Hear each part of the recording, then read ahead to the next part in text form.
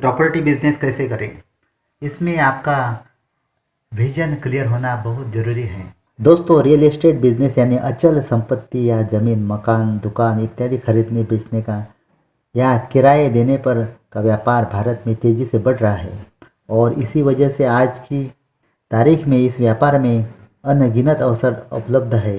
उन्हीं अवसरों में से एक बेहद अहम और फ़ायदेमंद प्रॉपर्टी है रियल एस्टेट कंसल्टेंट या प्रॉपर्टी डीलर बनने की। Property dealer, real estate consultant, real estate broker, property agent एक तरह से वह प्रॉपर्टी ओनर और बायर या किराएदार के बीच का ब्रिज होता है और इन दोनों पार्टियों को आपस में मिलाकर डील फाइनल करता है। इसी काम के बदले उसे कमीशन या ब्रोकरेज ही मिलता है, जो कुछ हज़ार से लेकर कई लाख रुपए तक हो सकती है। कई real estate property agent brokerage कमा सकता है। कोई प्रॉपर्टी किराए पर उठवाने पर एजेंट आधे महीने से लेकर 2 महीने तक का रेंट बतौर कमीशन ले सकता है। वह दोनों तरफ से कमीशन लेता है, ओनर से भी और टेनेंट से भी। और प्रॉपर्टी की सेल पर उसे जितने में प्रॉपर्टी बिकी उसका आधा से 2% तक कमीशन मिल सकता है। बहुत से रियल एस्टेट एजेंट इसी काम से हर महीने लाखों रुपए तक कमाते हैं। एक real estate agent property dealer क्या करता है? वह सबसे पहले प्रॉपर्टी खोजता है, ओनर से डील करता है, ग्राहक का पता लगाता है, प्रॉपर्टी दिखाता है, प्रॉपर्टी का रख रखाव जैसे रंगवाना, मरम्मत करवाना इत्यादि।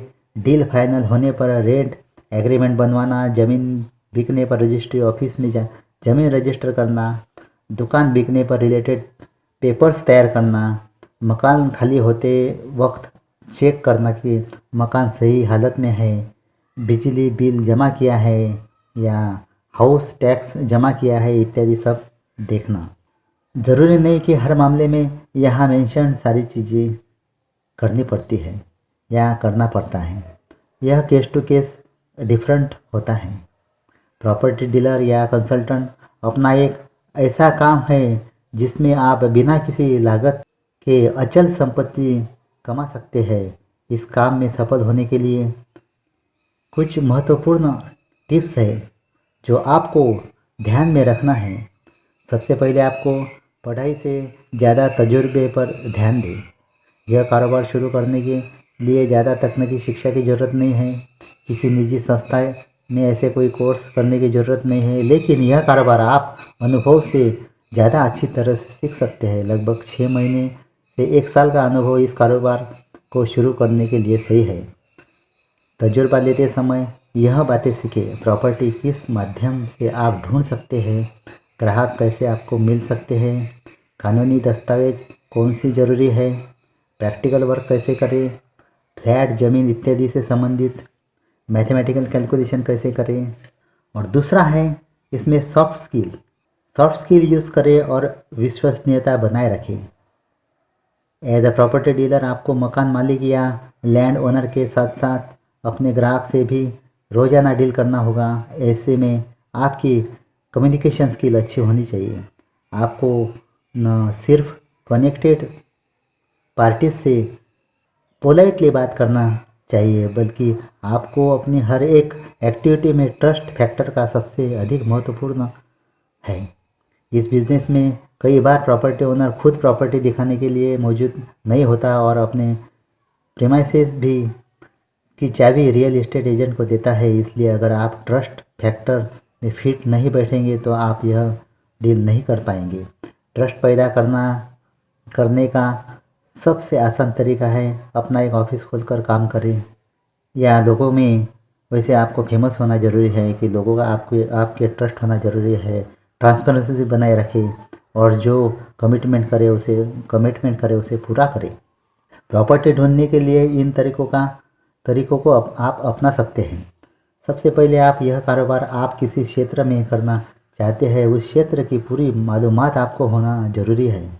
हाथ में एक मोबाइल और घूमने के लिए 2 पहिया है तो एकदम बढ़िया। सबसे पहले पूरे क्षेत्र में घूमकर कौन सी प्रॉपर्टी किराए में या बेचनी है इसकी लिस्ट बनाएं। प्रॉपर्टी ढूंढने में दैनिक अखबार में हर रोज़ आपको प्रॉपर्टी की जानकारी मिलेगी। इंटरनेट पर Magic Bricks, 99 acres, Quikr, Common Floor और ऐसी बहुत सारी वेबसाइट में प्रॉपर्टी मिल सकती है। सोशल नेटवर्क पर बनाए group, Facebook group, WhatsApp group से भी आपको वो इन्फॉर्मेशन मिल सकती है। और सबसे ज़रूरी है पहचान, यानी कॉन्टैक्ट के माध्यम से आप प्रॉपर्टी लोकेट कर सकते हैं। एक बार मेहनत करके आगे अपने प्रॉपर्टीज़ का डेटाबेस तैयार कर लीजिए तो आपको ग्राहक ढूंढने में सहायता होगी। नंबर 4, ग्राहक को कैसे ढूंढें। कारोबार करने के लिए आपको ग्राहकों की ज़रूरत होती है।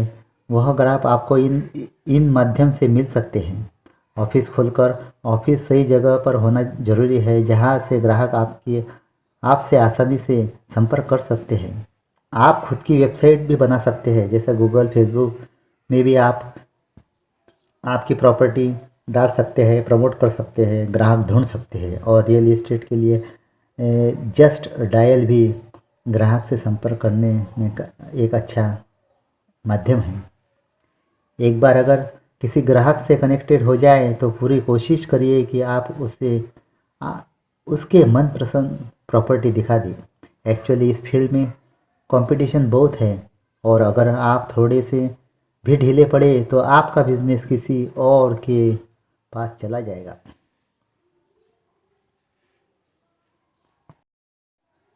नंबर 5 है काम कैसे करें और मुनाफा कैसे कमाएं।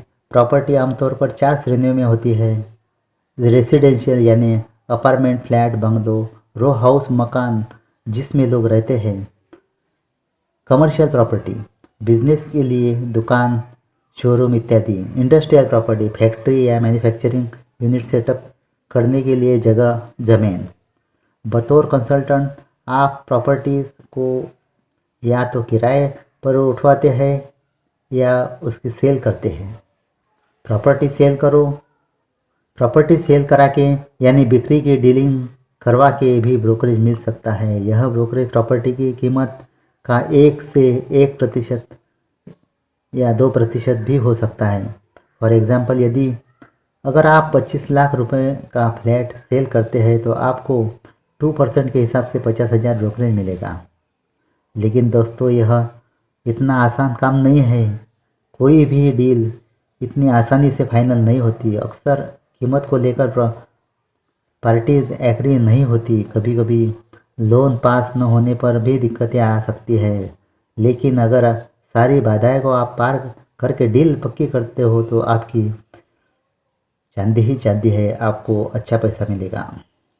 फ्रेंड्स, रियल एस्टेट के काम में पेशेंस और मेहनत ज़रूरी है। कई लोग कुछ दिनों तक यह काम करने का प्रयास करते हैं लेकिन शुरुआत में कामयाबी ना मिलने से वे निराश हो जाते हैं और काम छोड़ देते हैं। ऐसे वक्त में धैर्य बनाए रखें और पूरी मेहनत और ईमानदारी से काम करते रहें। आपको सफलता ज़रूर मिलेगी। Thank you so much.